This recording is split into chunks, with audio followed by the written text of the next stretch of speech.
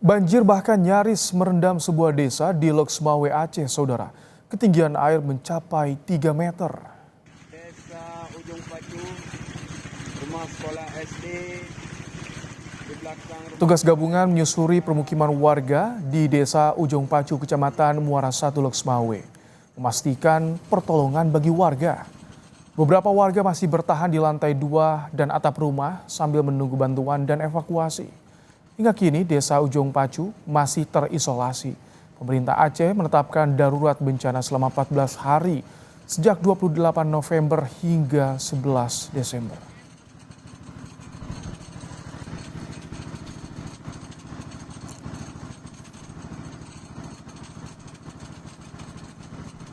Situasi terkini terkait penanganan banjir bandang dan longsor di Sumatera Utara, saudara. Kita akan bahas bersama dengan Kepala Bidang Penanganan Darurat BPBD Sumatera Utara, Yuyun Karseno. Assalamualaikum, selamat malam Bu Yuyun. Waalaikumsalam, selamat malam Mas. Baik, Bu Yuyun, ini hujan deras tampaknya masih mengguyur beberapa wilayah di Sumatera Utara. Bagaimana saat ini kondisi di Sumatera Utara keseluruhan? Mana yang paling parah terdampak hingga saat ini, Bu Yuyun? Saat ini kalau dibilang terdampak paling parah, kita bingung ya Mas membedakannya karena beda-beda.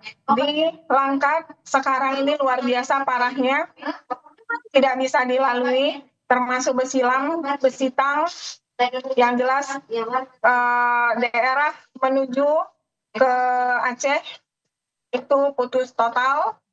Nah, begitu juga di Kota Medan, sekarang banjir sudah beralih ke Marelan.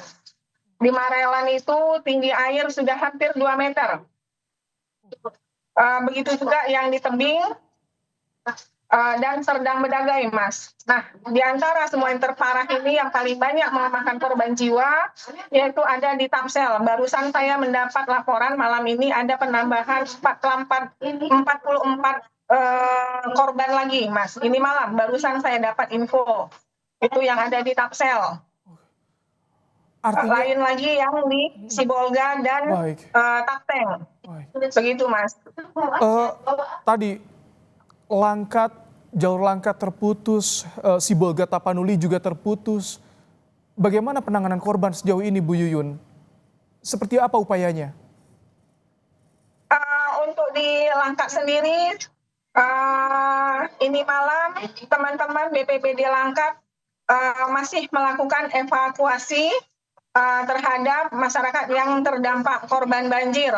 Namun ada yang belum tertangani seperti di Besilam karena tidak bisa dilalui oleh kendaraan sehingga akses menuju ke sana susah, Mas.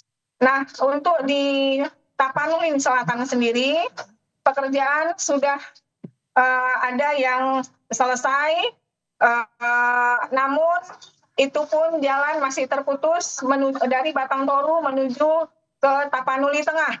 Nah, sampai saat ini dan mungkin sampai ke depan selesai semuanya, sampai mulai dari kemarin, pekerjaan untuk pembersihan material longsor masih terus berlangsung dan alat-alat berat pun sudah banyak didatangkan, baik di daerah Tapanuli Utara, Tapanuli Selatan, maupun dari Tapanuli Utara ke Sepiro sekarang ini. Bu Yuyun, tapi untuk daerah yang tadi terisolir sudah dipetakan, sudah didirikan posko pengungsian? Yang terisolir itu Sibolga dan Tapteng, Mas.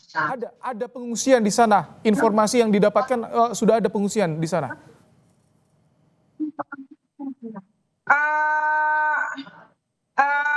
Komunikasi ke Tapanuli, ke Tapteng dan Sibolga masih belum maksimal, Mas. Baik. Ini pembukaan jalur darat diupayakan, Bu Yuyun. Sampai kapan kira-kira Bu Yuyun bisa terbuka dan bisa dijangkau akses lokasi yang saat ini terisolasi? dari Sidimpuan menuju ke Tapteng, ini baru bisa dibuka dari Kecamatan Angkola Barat ke Batang Toru. Namun dari Batang Toru ke Tapanuli Tengah ini masih terputus. Begitu juga yang dari Tapanuli Utara menuju ke Sibolga.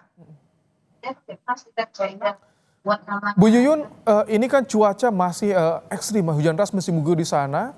Bagaimana untuk memitigasi karena banjir masih terjadi, longsor susulan masih terjadi di sana. Seperti apa mitigasinya, Bu Yuyun? Mohon maaf Mas, terputus-putus, nggak dengar. Ini kan masih cuaca buruk masih terjadi, mitigasi untuk banjir dan juga longsor susulan bagaimana di sana, Bu Yuyun? Tadi kami sudah berkomunikasi sebentar, walaupun sebentar, sama teman-teman yang ada di Sibolga. Sudah 2 hari ini tidak turun hujan. Mudah-mudahan harapan kita ya tidak akan terjadi longsor. Ini harapan kita. 2 hari ini tidak ada hujan. Begitu Mas. Baik, semoga lancar, terutama pembersihan jalur darat agar bisa segera ke korban yang terdampak untuk distribusi bantuan. Terima kasih Bu Yuyun Karseno, Kabid Penanganan Darurat BPBD Sumatera Utara, telah bergabung bersama kami di program Kompas Malam.